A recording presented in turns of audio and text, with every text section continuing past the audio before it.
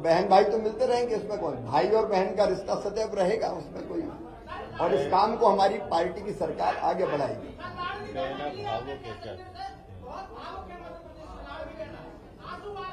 सबके प्यार के लिए मैं उनको प्रणाम करता हूं, और भाई और बहन साथ है, और सरकार भी उनके कल्याण के काम करती रहेगी।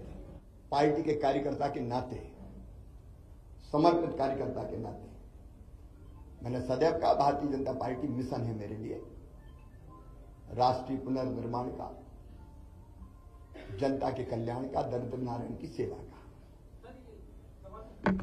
वो काम लगातार चलता रहेगा।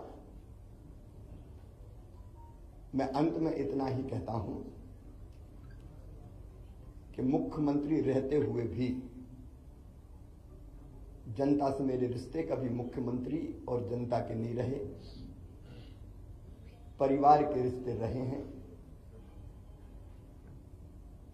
मामा का रिश्ता है प्यार का रिश्ता, और भैया का रिश्ता है विश्वास का रिश्ता। ये प्यार और विश्वास के रिश्ते को जब तक मेरी सांस चलेगी तब तक मैं टूटने नहीं दूंगा। मैं आज आभार प्रकट करता हूं अपने प्रधानमंत्री श्रीमान नरेंद्र मोदी जी का, केंद्रीय नेतृत्व का। उन्होंने न केवल जनता की सेवा का मौका मुझे दिया, बल्कि समय समय पर योग्य मार्गदर्शन भी किया, संपूर्ण सहयोग भी किया, और मुझे दिशा भी दिखाई। मैं अपने प्रदेश के नेतृत्व का हृदय से आभारी हूं। प्रदेश अध्यक्ष जी सहित सभी मित्रों ने, संगठन के कार्यकर्ताओं ने सदैव मुझे सहयोग किया, कदम से कदम और कंधे से कंधा लेकर हम मिलाकर हम साथ चले। मैं आभारी हूं प्रदेश की अपनी जनता का, जिन्हें मुझे दूसरा माना ही नहीं, अपने बीच का ही कोई माना, अपना ही है। कभी गले लगाता था तो गले लगते थे, बच्चे छोटे छोटे वो मामा कह के पुकारते थे, मैं उनको चूमता था, गले लगाता था, गोद में उठाता था। ये ऐसा अद्भुत है जो मैं कभी ना तो छोड़ सकता और ना भूल सकता। मैं अपनी जनता का भी हृदय से आभारी हूं। मैं अपने प्रशासनिक मित्रों को भी धन्यवाद देता हूं इन योजनाओं को बनाने में। अब लाडली बहना जैसी योजना की केस स्टडी होनी चाहिए, 6 महीने के अंदर बनना और ढंग से इंप्लीमेंट होके बिना किसी डिफेक्ट के खाते में पैसा पहुंच जाने, प्रशासनिक दक्षता का एक उत्तम उदाहरण मैं मानता हूं। अपने उन सभी सहयोगियों का भी मैं हृदय से आभार व्यक्त करता हूं। मैं समाज के हर वर्ग का, पेशा जैसा कानून हमने लागू किया, अनुसूचित जाति के कल्याण की भी कई योजनाएं बनाई। इन योजनाओं को बनाने में और लागू करवाने में जिनने सहयोग दिया, मैं उनको धन्यवाद देता हूं।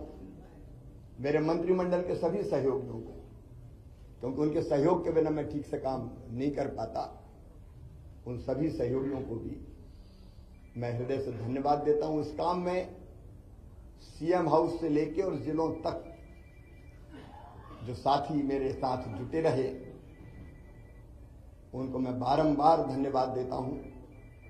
पत्रकार मित्रों, मैं आपको भी हृदय से धन्यवाद देता हूं। आपका सदैव सकारात्मक सहयोग प्रदेश के विकास में मुझे सदैव मिलता रहा। लेकिन इसके साथ 2 चीजों का उल्लेख मैं और करूंगा। एक, महिला सशक्तिकरण मेरे लिए वोट प्राप्ति का जरिया नहीं है, वो मेरी अंतरात्मा से निकला। क्योंकि बचपन से मैंने बेटियों की अपने गांव में ही और बहनों की दुर्दशा देखी थी। बेटियां कोख में मारी जाती थी, उस पीड़ा ने जन्म दिया लाडली लक्ष्मी जैसी योजना को। उसके पहले भी कुछ पत्रकार मित्र जानते हैं, जब मैं कुछ नहीं था तब भी मैं बेटियों की शादी करता था। मैंने सोचा नहीं था कि मैं कभी मुख्यमंत्री बनूंगा। ये तो भारतीय जनता पार्टी ही ऐसा दल है जो साधारण कार्यकर्ता को उठा के ले जाती है। मेरी कल्पना नहीं थी, लेकिन बनते ही लाडली लक्ष्मी कन्या विवाह, 50% रिजर्वेशन स्थानीय निकाय के चुनाव में हो या गवर्नमेंट सर्विसेज में 35% तक रिजर्वेशन को पहुंचाना हो, या संपत्ति की खरीद में स्टाम्प शुल्क की कमी हो, या फिर लाडली बहना जैसी और संबल जैसी योजना हो। वो योजना बना के अपनी बहनों की जिंदगी में और बेटियों की जिंदगी में हम खुशी के पल ला पाए, और लाडली लक्ष्मी जैसी योजना से सेक्स रेशियो में परिवर्तन आया। वो केवल कागजी नहीं रही।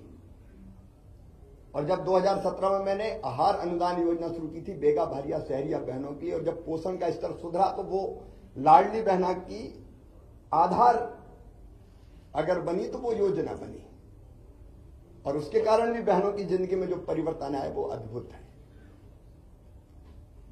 और दूसरा, आप देखेंगे खेती के क्षेत्र में केवल सिंचाई ने चमत्कार तो किया ही, लेकिन 0% ब्याज पे कर्जा देने से लेकर बोनस जैसी अवधारणा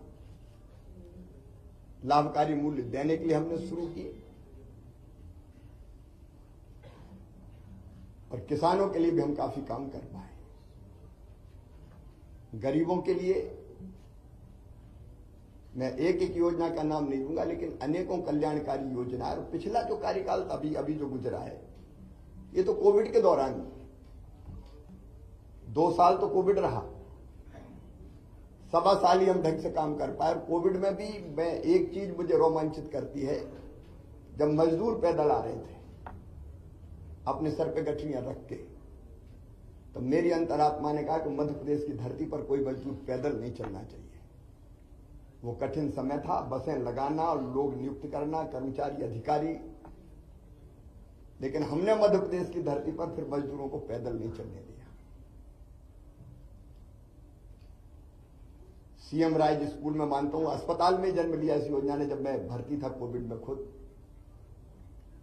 तो कई तरह के काम ऐसे हैं जो हम कर पाए, और आज एक संतोष के साथ एक अच्छी सरकार और अच्छा नेतृत्व पार्टी ने तय किया है। उनको सौंप के हम आगे का सफर प्रारंभ करेंगे। हाँ, इतना लंबे कार्यकाल में अगर कोई चीज ऐसी हो गई हो मुझसे, मैं जनता से भी निवेदन कर रहा हूं, मन में कभी मेरी दुर्भावना नहीं रही। अगर कोई काम किए, फैसले किए भी तो कर्तव्य के भाव से किए, और वो फैसला लेने से कहीं किसी को तकलीफ पहुंची हो, जनता को, सहयोगियों को, साथियों को, सब मित्रों को, तो मैं उसके लिए भी क्षमा प्रार्थी हूं। और एक कार्यकर्ता के नाते प्रदेश की जनता की मैं सेवा करता रहूंगा, और पार्टी का एक विनम्र कार्यकर्ता के रूप में पार्टी के मैं काम करता रहूंगा।